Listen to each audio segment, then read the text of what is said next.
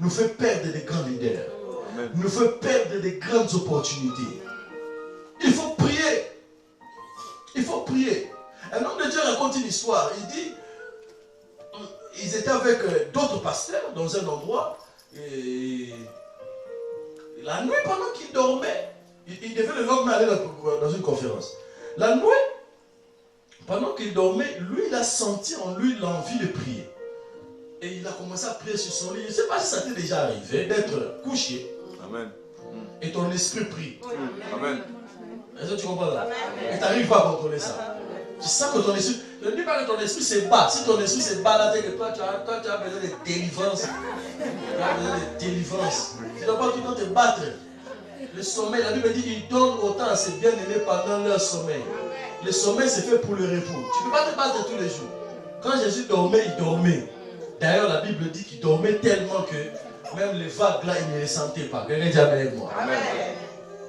Si tu as de mauvais sommeil, je vais prier pour toi aujourd'hui. Tu vas être délivré de ces choses à jamais. Moi, vraiment, je rends témoignage. Ça fait très longtemps, je peux dire plus de 20 ans que j'ai fait un cauchemar. Je ne sais pas c'est comment un cauchemar. Je le dis vraiment avec beaucoup d'humilité. C'est un miracle de Dieu. Parce qu'il y avait une période où il y avait beaucoup de gens qui disaient un jour, j'ai dit, mais attends, c'est pas normal. Moi, je suis un enfant de Dieu. Comment est-ce que chaque fois que je dors, on doit m'envoûter, m'étouffer? Et puis tu vois ce genre de songe, tu vois quelqu'un qui est là, qui veut te manger, qui veut, je sais pas, te couper la tête. J'ai dit, non Seigneur, c'est pas normal. Et depuis, c'est parti. C'est parti. Vraiment, je rends témoignage. Alléluia. Donc quand je dors bien et il m'arrive même de ronfler. Alléluia. Ouais. Mais tu parles de, tu dors et tu sens ton esprit en train de prier. Pour ceux qui parlent à l'homme, tu sens ton esprit par là. Tu sens que tu es en train de prier. Et l'homme de Dieu l'a senti, puis il s'est réveillé. Et puis il s'est mis à prier, s'est mis à prier, s'est mis à prier. Pendant qu'il priait, les deux autres étaient à trois. Les deux autres sont en train de faire le même songe. Dans leur songe, ils voient qu'il y a des hommes qui veulent tirer sur eux. Et puis ils se réveillent. Et ils se mettent à prier. Nous sommes maintenant trois en train de prier. Et l'autre, le premier, il n'a pas encore dit pourquoi il prie. Chaque personne a dit pourquoi il prie, mais il prie pour la même chose. Au nom de Jésus, j'annule tout plan de Satan. Nous détruisons les snipers spirituels. Ils existent. Des tireurs de Satan qui peuvent te cibler et ne pas te rater. De la même manière qu'il y a des jours de bonheur, il y a des jours de ténèbres. Il y a des jours de malheur. Que le diable, la Bible dit, le Seigneur a prévu pour nous de bonnes choses qui ne sont jamais montées dans les cœurs d'un homme. Qu'aucun n'a vu, qu'aucune n'aurait entendu. Maintenant, je t'annonce que le diable aussi a prévu pour toi des horreurs, des calamités que tu n'as jamais imaginées, qui ne sont jamais montées dans ta pensée, pour t'effrayer et t'amener à abandonner le Seigneur. Et ils se sont réveillés, ils sont mis à prier, ils ont prié. C'était la nuit, après ils se sont endormis, le matin, ils ont pris le véhicule qu'ils avaient prévu pour aller à la conférence à Manchester. Ils étaient vers Londres. Pendant qu'ils sont en train de partir, il y a 4 véhicules de policiers qui les suivent. Et qui les entourent comme si c'était des brigands à les stopper. Et au moment où ils stoppent, les policiers, en Angleterre, tout le monde le sait, n'ont pas d'armes. Ces policiers-là sont armés. Donc c'est des gens de force spéciale qui directement braquent leurs armes sur eux. Là, ce n'est plus un songe, là maintenant c'est la réalité. L'un d'entre eux, qui a maintenant l'une des plus grandes églises au Nigeria actuellement, il se dit, mais il avait son passeport dans sa poche, il voulait mettre sa main dans sa poche pour prendre le passeport. Directement, un des policiers lui dit, si tu mets ta main dans ta poche, je tire sur toi. Il dit, mais on a fait quoi? Ne mets pas ta main dans ta poche, c'est tout ce que je te dis. Et le gars a gardé ses mains comme ça. Finalement, il fouille le véhicule, il ne trouve rien. Et puis il leur dit, mais vous avez stoppé, on a fait quoi? Les policiers disent, on a reçu une indication que vous avez des armes et de la drogue dans votre véhicule. Quelqu'un nous a appelé, il vous a bien identifié avec la plaque et on avait reçu pour mission, en cas de résistance, on tire. Alléluia. Amen. Là, c'est 3 grands hommes de Dieu qui aujourd'hui, les 3 là, ils te font près de 35 000 églises au total. Mais un jour dans leur vie pouvait être détruite comme ça. Shut down. S'ils n'avaient pas prié, est-ce que tu me suis? C'est pour cela quand les indications de la prière viennent dans ta vie, C'est comme les feux rouges. Tu sens dans ton cœur quand tu dois prier. Tu n'as pas besoin de comprendre pourquoi tu le sens. L'esprit ne fonctionne pas comme la chair. Tu n'es pas le corps que je vois. Tu es un esprit. Si dans ton esprit tu sens que tu dois maintenant prier pour ta fille, prie pour ta fille. Amen. Ah, je ne sais pas si tu crois. Amen. Je vais te donner des témoignages. Moi, ma mère, elle est prophétesse. Donc, c'est facile pour moi de l'appeler prophétesse. Ma maman est prophétesse. Ma mère a reçu le Saint-Esprit quand elle était enceinte de moi. Peut-être c'est comme ça que j'ai l'ambition, j'en sais rien. J'étais à Abidjan, en Côte d'Ivoire, quand la guerre a commencé. J'avais mon église à Abidjan. J'étais le plus jeune même dans mon église. Le plus jeune membre de l'église, c'était moi. Et j'étais, si tu as connu Abidjan, j'étais vers la RTI, à la Cité des Arts. Tu as quelques kilomètres du palais présidentiel. Donc quand on a commencé à tirer, on tirait dans là où moi je suis. Et ma mère m'a appelé depuis Kinshasa. Et elle m'a dit, oh, je vois à la télé qu'il y a la guerre. Oh, je dis, bon, il y a la guerre, mais bon, c'est pas vers là où je suis. Hein. Elle dit, mais ils disent que c'est Abidjan. Je dis, oui, mais bon, c'est loin de là où je suis. En fait, pendant qu'on parlait, il y a un obus qui est tombé dans l'immeuble derrière moi. Ouf. Et puis elle a entendu ça. Elle m'a dit, apparemment, c'est à côté de là où tu es. Et puis son crédit s'est épuisé, je ne sais pas quoi, la communication s'est arrêtée. Le lendemain, en pleine guerre, je vois des gens qui viennent me voir, des membres de mon église qui disent, prophète, on a reçu la conviction que tu dois partir. J'ai dit, bon, je vais partir comment? Je vais partir. Donc tu dois sortir de ce pays-là, maintenant. J'ai dit, je le fais comment? On tire, je le fais comment? Je vous épargne beaucoup de détails. Mais le jour où je suis arrivé à Londres, c'était mon 4e voyage sur Londres. Ma mère m'appelle pour me dire, quand tu viens, ça fait 21 jours. Et ça fait 21 jours. Depuis le jour où j'avais entendu l'obus, j'ai commencé à prier pour toi. Et j'ai dit à Dieu, enlève mon fils de là-bas. Il y a eu une conférence sur la paix dans la région de Grand Lac à Londres, organisée par une grande institution. Et il y avait un pasteur blanc, anglais, qui me connaissait, qui a dit, je veux que tu viennes. Donc quand il a eu le cessez-le-feu à Abidjan, je suis allé et j'ai eu mon visa. Et le jour où j'arrive à Londres, ma mère m'appelle pour dire, regarde, c'est le 21e jour, maintenant je peux arrêter mon jeûne. J'ai dit à Dieu, je ne veux pas arrêter ce jeûne aussi longtemps que mon enfant n'est pas sorti de là. La prière marche. Amen. Tu n'as pas besoin de comprendre même pourquoi tu pries. Mais tu dois prier. Et moi je crois que si elle n'avait pas prié pour moi, j'allais mourir. Malgré mes promesses. Ça c'est quelque chose souvent que les gens minimisent. Ils se disent, j'ai l'onction, bien aimé. Ton onction ne va pas remplacer la prière. Amen. Si on ne prie pas pour toi, tu vas mourir. L'apôtre Paul dit, priez pour moi, qui me soit donné d'annoncer l'évangile malgré mes chaînes. Même si tu ne les réalises pas, tu as des chaînes. Des chaînes de fonction de limitation. Tu peux avoir des limitations financières. Et ça ne te permet pas de bien te mouvoir, de bien te développer. Quelqu'un doit prier pour toi. Aujourd'hui, je vais prier pour toi. Aujourd'hui, je vais prier que tu entres dans ta destinée. Quand on va se mettre à genoux, moi, je vais prier pour toi. Je vais prier que l'Éternel t'ouvre les nouvelles ouvertures. Que tu ailles là où tu n'as jamais été. Quand tu touches ce que tu n'as jamais touché. Et que tes enfants, tes entrailles, tes fils et tes filles soient visités par l'Éternel. Je vais prier que tu expérimentes la gloire de Dieu. Je vais prier que tu expérimentes la percée. La prière. La prière d'enfantement. Elle demande que tu continues de pousser jusqu'à ce que tu sentes quelque chose de surnaturel qui s'appelle la paix dans la prière. Quand tu commences la prière avec un fardeau. Ça veut dire que ton esprit est agité. Tu as un problème que le Seigneur dépose en toi. Ça peut être parce que c'est un problème que tu connais, ou ça peut être un problème révélé. Amen. Des fois, ce sont des problèmes révélés. Le Saint-Esprit peut te révéler un problème. Quand tu commences à prier, ton esprit est agité parce que tu as un problème. Et tu peux prier dans le désordre. Et tu pries.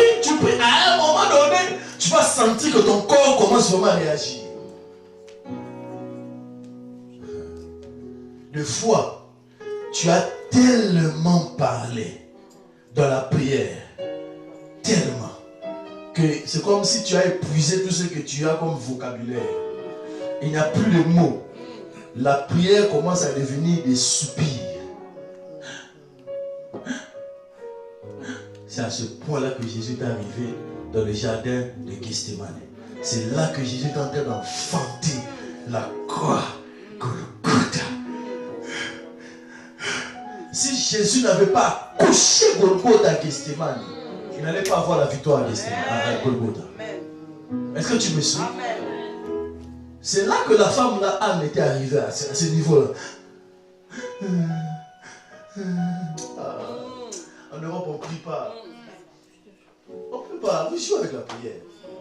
Vous venez là, vous avez votre montre, vous avez des rendez-vous. On ne prie pas. On ne prie pas. Je me rappelle, on allait dans des camps de prière. Les camps de prière, c'est des endroits en Afrique, là, surtout à Abidjan, en Afrique de l'Ouest, les gens ont beaucoup ça. Où quand vous entrez, c'est chacun pour soi, Dieu pour tous, quoi. Il n'y a pas de modérateur, il n'y a pas oh non, maintenant on va prier pour ceci, non. Mais tu vois la détermination des gens qui sont en train de prier. Toi-même, tu comprends qu'ici, là, on prie et je dois prier. Ah, ça joue avec la prière. C'est-à-dire, tu vois un monsieur, il a des problèmes, il lui faut un miracle. Il prend une pierre, il met sur sa tête et il dit Seigneur, ma situation a changé. Et son parler en langue même, et c'est un parler en langue méchant. C'est comme s'il est en train de brusquer le Seigneur de la prière. La prière nous fait perdre des grands leaders, nous fait perdre des grandes opportunités. Il faut prier. Il faut prier. Un homme de Dieu raconte une histoire. Il dit ils étaient avec d'autres pasteurs dans un endroit et la nuit pendant qu'ils dormaient, il devait le lendemain aller dans une conférence. La nuit, pendant qu'il dormait, lui il a senti en lui l'envie de prier. Et il a commencé à prier sur son lit. Je ne sais pas si ça t'est déjà arrivé d'être couché. Amen. Et ton esprit prie. Amen. Est-ce que tu comprends là? Et tu n'arrives pas à contrôler ça. Tu sens que ton esprit, je ne dis pas que ton esprit se bat. Si ton esprit se bat là, toi tu as besoin de délivrance. Tu as besoin de délivrance. Tu ne dois pas tout le temps te battre. Le sommeil, la Bible dit qu'il donne autant à ses bien-aimés pendant leur sommeil. Le sommeil c'est fait pour le repos. Tu ne peux pas te battre tous les jours. Quand Jésus dormait, il dormait. D'ailleurs, la Bible dit qu'il dormait tellement que même les vagues là, il ne les sentait pas. Quelqu'un dit avec moi. Amen. Si tu as de mauvais sommeil, je vais prier pour toi aujourd'hui. Tu vas être délivré de ces choses à jamais. Moi, vraiment, je rends témoignage. Ça fait très longtemps, je peux dire plus de 20 ans que j'ai fait un cauchemar. Je ne sais pas c'est comment un cauchemar. Je le dis vraiment avec beaucoup d'humilité. C'est un miracle de Dieu. Parce qu'il y avait une période où il y avait beaucoup de gens qui disaient un jour, j'ai dit, mais attends, c'est pas normal. Moi, je suis un enfant de Dieu. Comment est-ce que chaque fois que je dors, on doit m'envoûter, m'étouffer? Et puis tu vois les gens de son jus, tu vois quelqu'un qui est là, qui veut te manger, qui veut, je ne sais pas, te couper la tête. J'ai dit, non Seigneur, c'est pas normal. Et depuis, c'est parti. C'est parti. Vraiment, je rends témoignage. Alléluia. Donc quand je dors bien et il m'arrive même de ronfler. Alléluia. Ouais. Mais tu dors et tu sens ton esprit en train de prier. Pour ceux qui parlent la langue, tu sens ton esprit par la langue. Tu sens que tu es en train de prier. Et l'homme de Dieu l'a senti, puis il s'est réveillé. Et puis il s'est mis à prier, il s'est mis à prier, il s'est mis à prier. Pendant qu'il priait, les deux autres étaient à toi. Les deux autres sont en train de faire le même songe. Dans leur songe, ils voient qu'il y a des hommes qui veulent tirer sur eux. Et puis ils se réveillent. Et ils se mettent à prier. Nous sommes maintenant trois en train de prier. Et l'autre, le premier, il n'a pas encore dit pourquoi il prie. Chaque personne a dit pourquoi il prie, mais il prie pour la même chose. Au nom de Jésus, j'annule tout plan de Satan. Nous détruisons les snipers spirituels. Ils existent. Des tireurs de Satan qui peuvent te cibler et ne pas te rater. De la même manière qu'il y a des jours de bonheur, il y a des jours de ténèbres. Il y a des jours de malheur. Que le diable, la Bible dit, le Seigneur a prévu pour nous de bonnes choses qui ne sont jamais montées dans le cœur d'un homme. Qu'aucun n'a vu, qu'aucune oreille n'a entendu. Maintenant, je t'annonce que le diable aussi a prévu pour toi des horreurs, des calamités que tu n'as jamais imaginées, qui ne sont jamais montées dans ta pensée, pour t'effrayer et t'amener à abandonner le Seigneur. Et ils se sont réveillés, ils sont mis à prier, ils ont prié. C'était la nuit, après ils se sont endormis, le matin, ils ont pris le véhicule qu'ils avaient prévu pour aller à la conférence à Manchester. Ils étaient vers Londres. Pendant qu'ils sont en train de partir, il y a 4 véhicules de policiers qui les suivent. et qui les entourent comme si c'était des brigands, à les stopper. Et au moment où ils stoppent, les policiers, en Angleterre, tout le monde le sait, n'ont pas d'armes. Ces policiers-là sont armés. Donc c'est des gens de force spéciale qui directement braquent leurs armes sur eux. Là, ce n'est plus un songe, là maintenant c'est la réalité. L'un d'entre eux, qui a maintenant l'une des plus grandes églises au Nigeria actuellement, il se dit, mais il avait son passeport dans sa poche, il voulait mettre sa main dans sa poche pour prendre le passeport. Directement, un des policiers lui dit, si tu mets ta main dans ta poche, je tire sur toi. Il dit, mais on a fait quoi? Ne mets pas ta main dans ta poche, c'est tout ce que je te dis. Et le gars a gardé ses mains comme ça. Finalement, il fouille le véhicule, il ne trouve rien. Et puis il leur dit, mais vous avez stoppé, on a fait quoi? Les policiers disent, on a reçu une indication que vous avez des armes et de la drogue dans votre véhicule. Quelqu'un nous a appelé, il vous a bien identifié avec la plaque et on avait reçu pour mission, en cas de résistance, on tire. Alléluia. Amen. Là, c'est 3 grands hommes de Dieu qui aujourd'hui, les 3 là, ils te font près de 35 000 églises au total. Mais un jour dans leur vie pouvait être détruite comme ça. Shut down. S'ils n'avaient pas prié, est-ce que tu me suis? C'est pour cela quand les indications de la prière viennent dans ta vie, c'est comme des feux rouges, tu sens dans ton cœur, continue à prier. Tu n'as pas besoin de comprendre pourquoi tu le sens. L'esprit ne fonctionne pas comme la chair. Tu n'es pas le corps que je vois, tu es un esprit. Si dans ton esprit tu sens que tu dois maintenant prier pour ta fille, prie pour ta fille. Amen. Ah, amen. Je ne sais pas si tu crois.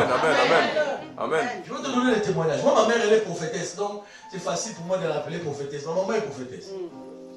Ma mère a reçu le Saint-Esprit quand elle était enceinte de moi. Peut-être c'est comme ça que j'ai l'ambition, j'en sais rien. J'étais à Abidjan, en Côte d'Ivoire, quand la guerre a commencé. J'avais mon église à Abidjan. J'étais le plus jeune même dans mon église. Le plus jeune membre de l'église, c'était moi. Et j'étais, si tu as connu Abidjan, j'étais vers la RTI, à la Cité des Arts. Tu as quelques kilomètres du palais présidentiel. Donc quand on a commencé à tirer, on tirait dans là où moi je suis. Et ma mère m'a appelé depuis Kinshasa. Et elle m'a dit, oh, je vois à la télé qu'il y a la guerre. Oh, je lui ai dit, bon, il y a la guerre, mais bon, c'est pas vers là où je suis. Hein. Elle dit, mais ils disent que c'est Abidjan. Je lui ai dit, oui, mais bon, c'est loin de là où je suis. En fait, pendant qu'on parlait, il y a un obus qui est tombé dans l'immeuble derrière moi. Ouf. Et puis elle a entendu ça. Elle m'a dit, apparemment, c'est à côté de là où tu es. Et puis son crédit s'est épuisé, je ne sais pas quoi, la communication s'est arrêtée. Le lendemain, en pleine guerre, je vois des gens qui viennent me voir, des membres de mon église qui disent, prophète, on a reçu la conviction que tu dois partir. Je dis, bon, je vais partir comment? Je vais partir. Donc tu dois sortir de ce pays-là, maintenant. Je dis, je le fais comment? On tire, je le fais comment? Je vous épargne beaucoup de détails. Mais le jour où je suis arrivé à Londres, c'était mon 4e voyage sur Londres. Ma mère m'appelle pour me dire, compte bien, ça fait 21 jours. Et ça fait 21 jours. Depuis le jour où j'avais entendu l'obus, j'ai commencé à prier pour toi. Et j'ai dit à Dieu, enlève mon fils de là-bas. Il y a eu une conférence sur la paix dans la région de Grand Lac à Londres, organisée par une grande institution. Et il y avait un pasteur blanc, anglais, qui me connaissait, qui a dit, je veux que tu viennes. Donc quand il a eu le cessez-le-feu à Abidjan, je suis allé et j'ai eu mon visa. Et le jour où j'arrive à Londres, ma mère m'appelle pour dire, regarde, c'est le 21e jour, maintenant je peux arrêter mon jeûne. J'ai dit à Dieu, je ne veux pas arrêter ce jeûne aussi longtemps que mon enfant n'est pas sorti de là. La prière marche. Amen. Tu n'as pas besoin de comprendre même pourquoi tu pries. Mais tu dois prier. Et moi je crois que si elle n'avait pas prié pour moi, j'allais mourir. Malgré mes promesses.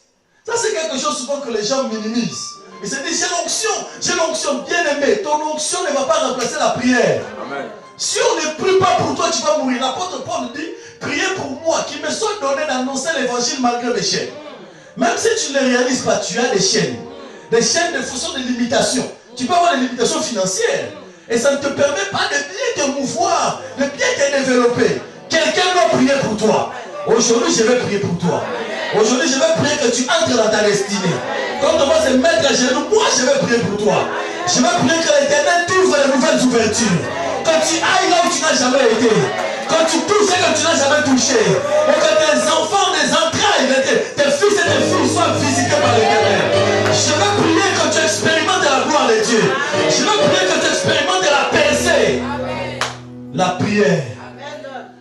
La prière d'enfantement. Elle demande que tu continues de pousser jusqu'à ce que tu sentes quelque chose de surnaturel qui s'appelle la paix dans la prière. Quand tu commences la prière avec un fardeau. Ça veut dire que ton esprit est agité. Tu as un problème que le Seigneur dépose en toi. Ça peut être parce que c'est un problème que tu connais, ou ça peut être un problème révélé. Amen. Des fois, ce sont des problèmes révélés. Le Saint-Esprit peut te révéler un problème. Quand tu commences à prier, ton esprit est agité parce que tu as un problème. Et tu peux prier dans le désordre. Et tu pries. À un moment donné, tu vas sentir que ton corps commence vraiment à réagir. Des fois, tu as tellement parlé dans la prière. Tellement. Que c'est comme si tu as épuisé tout ce que tu as comme vocabulaire. Il n'y a plus de mots. La prière commence à devenir des soupirs. C'est à ce point-là que Jésus est arrivé dans le jardin de Gethsémani.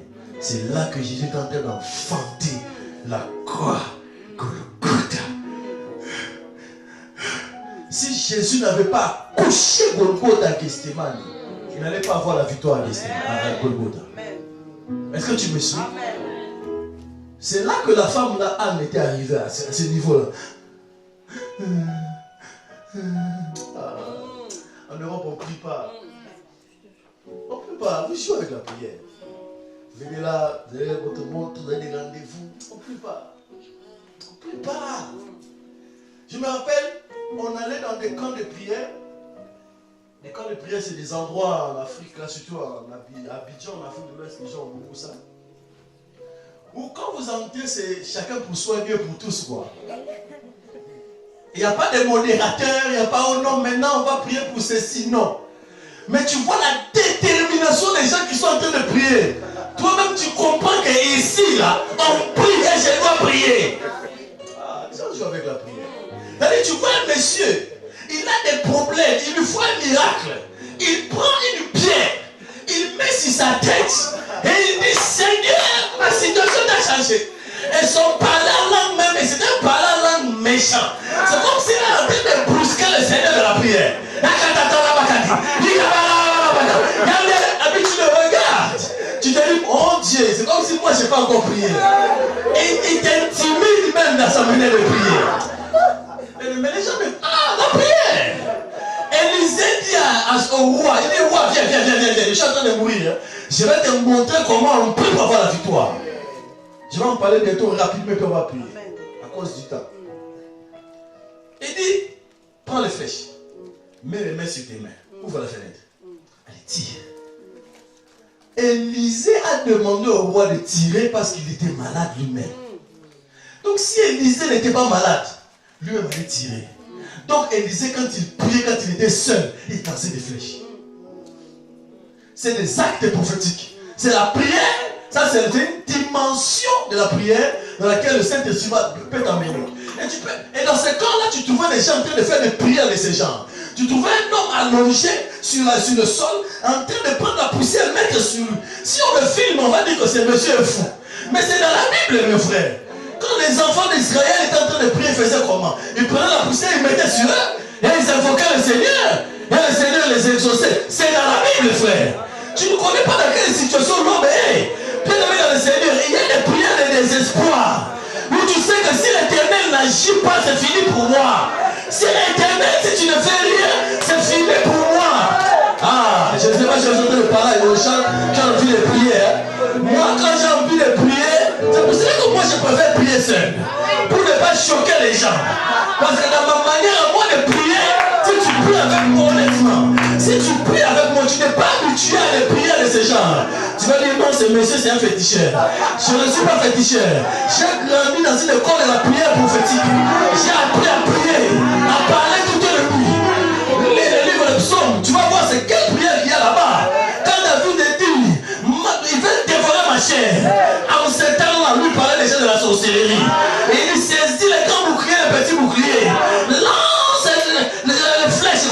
ennemis. L'Éternel devient l'ennemi de mes ennemis. Il dit, je déclare que l'ombre de la mort sera sur eux. Père, c'est de la prière. Quand tu es déterminé dans la prière, ta manière de prière ne sera pas comme la prière de celui qui trouve qu'il a besoin de jambon et de bonbons.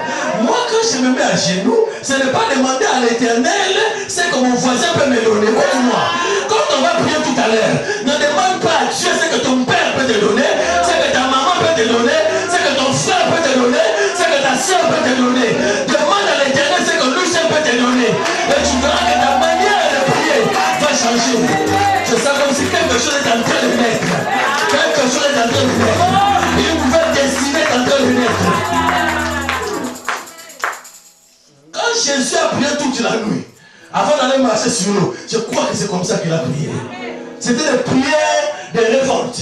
Des prières, quand il dit Seigneur, je prie non pas pour moi, mais je prie pour tous ces gens, afin qu'ils croient que tu m'as envoyé.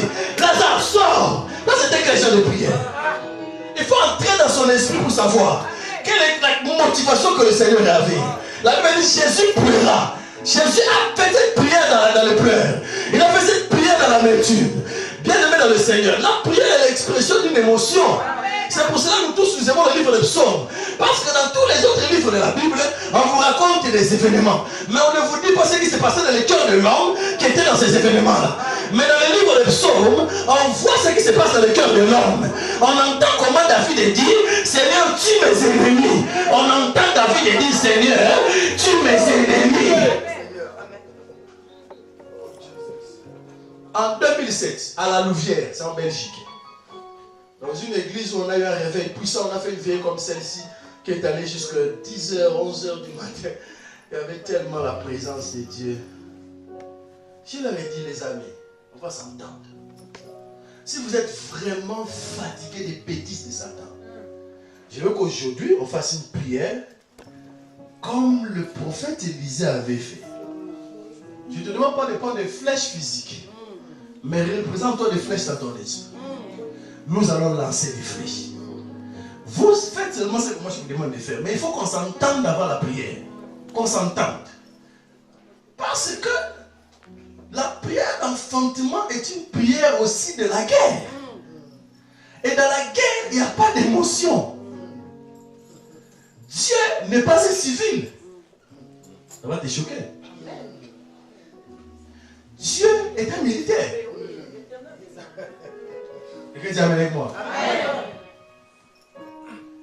Et les gens qui ont vu la première personne de Jésus ressuscité, ce sont les militaires.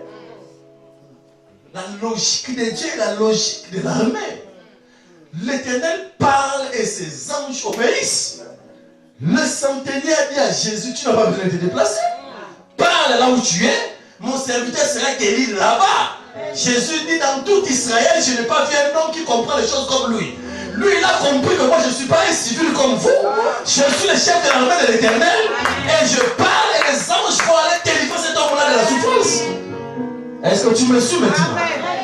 Bien aimé, je leur ai dit qu'on s'entend. Et je te propose, hein, si tu veux, on va lancer les flèches. Mais il faut qu'on s'entende. Parce que la Bible dit qu'avant de prier, il faut s'entendre. Si 2 ou 3 personnes sur la terre s'accordent, ça veut dire on s'entend. Hein? On va lancer les flèches, mais les flèches là vont tuer les gens. Vous êtes d'accord? Il ne faut pas dire oui seulement comme ça. Il ne faut pas dire oui comme ça. Toi, je ne connais pas la prière. La prière peut tuer les gens. C'est la prière des disciples qui a fait que l'ange de Dieu est venu délivrer Pierre. Quand cet ange-là a fini de délivrer Pierre de la prison, cet ange-là est allé tuer Hérode. Quand Hérode est mort, la Bible dit, et la bonne nouvelle a commencé à se répandre dans toute la Palestine. Parce qu'il y avait des trônes d'Hérode qui étaient en train de bloquer l'épanouissement. On va lancer des flèches contre les Hérodes. Et les gens ont dit Amen. On a prié, je me rappelle, c'était vers le mois de décembre. 2 mois après, il n'y avait que des deuils dans les familles déjà. Je dis, mais je vous avais dit, il faut qu'on s'entende. Parce que je sais ce qui va se passer. Est-ce qu'on peut aller en profondeur? Demain, je vais élaborer un peu plus sur ce point que je vais maintenant expliquer. Puis tout à l'heure, on va prier. Dans la prière, Les images sont des paroles et les paroles sont des images. Je répète, dans la prière, les images sont des paroles et les paroles sont des images. Ça veut dire, tout ce que Dieu fait avec l'homme, il le fait par une communication. Il parle à l'homme. Dieu parle à l'homme. Tantôt d'une manière, tantôt d'une autre. Mais l'homme n'est pas en point de garde. Ça veut dire l'homme ne comprend pas le langage de Dieu. Jésus dit que le Fils ne fait rien sans avoir vu le Père le faire auparavant. En d'autres termes, Jésus opérait par vision. Supposons que la maman prophétesse qui est là est malade, par exemple, supposons, c'est un exemple, et qu'elle ne marche pas. Jésus ne va jamais dire lève-toi, marche, s'il n'a pas vu dans la vision la maman prophétesse en train de se lever et marcher. Voilà tout simplement ce que ça veut dire. C'est-à-dire Jésus fonctionnait par vision. Est-ce que tu me suis? Et que jusqu'à ce qu'il ait vu la vision, il ne va rien dire. On peut progresser. L'esprit de l'homme a un écran. La télévision, elle a commencé quand Dieu a créé l'homme. Dans ton esprit, quand tu rêves, quand tu as des images, l'imagination, c'est un écran. Quand tu pries, ce n'est pas ton corps qui prie, c'est ton esprit qui prie, qui s'adresse à l'Éternel. Et Dieu, dans sa communication avec l'homme, il te donne quoi? Des visions. Dis avec moi les visions. Tu peux être en train de prier. Je te donne un exemple. Je te donne une histoire vraie. Je suis dans la ville de Dublin. J'ai pris pour un pasteur qui a appris que j'étais là dans la ville. Il dit viens prêcher chez moi. C'était une réunion d'intercession d'ailleurs. C'est cette prophétie-là qui m'a vraiment ouvert la ville de Dublin. Et il y avait peu de gens, mais à la fin j'ai vu une vision très simple. Dans ma vision, je le vois au volant.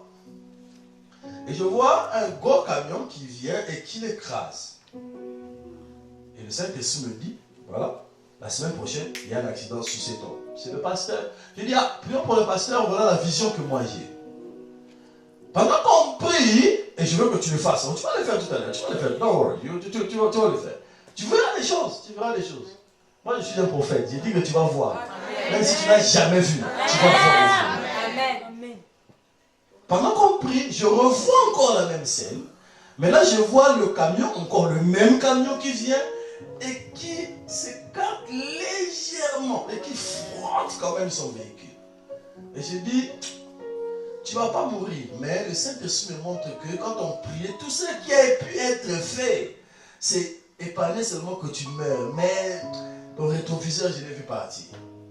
Et puis bon, amen. On s'est séparés. Toute l'église a entendu et puis je suis parti. La semaine qui a suivi, un mardi, il était au volant. Et ça s'est passé exactement. Un camion est venu, a ramassé tout son côté. Et le gars, pour lui, il dit, en tout cas, moi je crois que toi tu es prophète. Et puis il m'a réinvité. Maintenant, qu'est-ce qui s'est passé? Je vais t'expliquer, c'est très simple. Quand tu pries, est-ce que tu peux imaginer le nombre de fois que tu as vu ces genres d'images et puis tu n'as pas pris ça au sérieux? Le Seigneur dit que 1000 tombent à ta gauche ou 10 000 à ta droite, tu ne seras pas atteint. De tes yeux seulement, tu verras la rétribution des méchants. 6 000 plus 10 000, ça veut dire 11 000 personnes tombent tout autour de toi. Même si toi, tu ne vas pas tomber, tu vas quand même sentir les secousses. Amen. Je me suis maintenant. Amen. Donc, quand tu pries que Dieu te montre une image négative, te montre quelque chose de mauvais, prie jusqu'à ce que cette image-là change. Amen. Et tu verras cette image-là changer. Amen. Quand tu as vu cette image-là changer, tu sais que tu as la victoire. Amen. Et tu peux dire, ok, je sais que j'ai la victoire. Amen. La foi, ce n'est pas être courageux. Non. La Bible dit, la foi vient de ce qu'on entend. La foi est une ferme assurance. Tu ne peux pas avoir cette assurance si tu n'as pas vu ça dans ton esprit. Est-ce que tu me suis maintenant? Amen. Je vous complique? Non.